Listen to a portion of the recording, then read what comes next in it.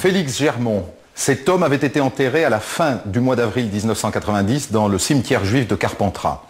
15 jours plus tard, sa sépulture est profanée et son corps est retrouvé nu, exposé sur une tombe voisine. Autour de lui, on a brisé des tombes, on a cassé des plaques funéraires. Et l'affaire, évidemment, provoque une immense émotion en France. Tout de suite, on accuse le Front National.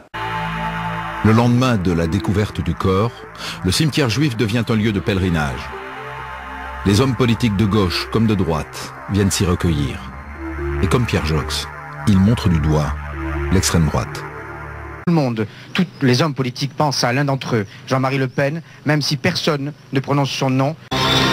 Le cimetière juif de Carpentras profané par des inconnus, 33 tombes ont été saccagées. Pierre Joxe, le ministre de l'Intérieur, parle de crimes racistes. Outrage, horreur, indignation, barbarie. Depuis hier soir, les mots se bousculent pour qualifier l'affaire de Carpentras. C'est mon mari qu'on a empalé. C'est mon mari, il n'y a même pas 15 jours qu'il est mort alors. Comme il était le dernier, ils en ont profité. Ils ont essayé de toucher la tombe à côté d'une personne âgée, ils n'ont pas eu le temps. Mais celle de mon mari, c'est épouvantable. L'horreur est maintenant à la une de toute la presse française. Jamais une profanation n'a provoqué un tel choc. Jean-Marie Le Pen adopte une posture de victime. En vain. Son mouvement politique est désormais pointé du doigt dans la presse et dans les rues de Carpentras. Autour du monument aux morts, plus d'1 millier de personnes ont brandi des banderoles réclamant la dissolution du Front National. C'est certain qu'à l'époque, le Front National était en pleine progression. Ça, c'était une évidence. Et il était non moins évident que les partis d'établissement, en quelque sorte, c'est-à-dire les partis de gouvernement ou prétendus tels, que ces partis-là avaient peut-être intérêt à minimiser, à barrer la route au Front National par l'imputation de quelque chose d'horrible. Et le lendemain, à Paris, 4 jours après la découverte de la profanation, c'est une marée humaine qui descend dans la rue.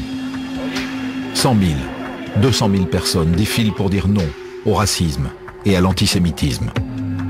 Et pour la première fois depuis la libération, le président de la République, François Mitterrand, participe à la manifestation. Une effigie de Jean-Marie Le Pen, avec inscrit « Carpentras c'est moi », est promenée dans le cortège avant d'être brûlée devant les caméras. Je veux dire que ce qu'on a vécu après Carpentras, personne dans le monde politique français l'a vécu.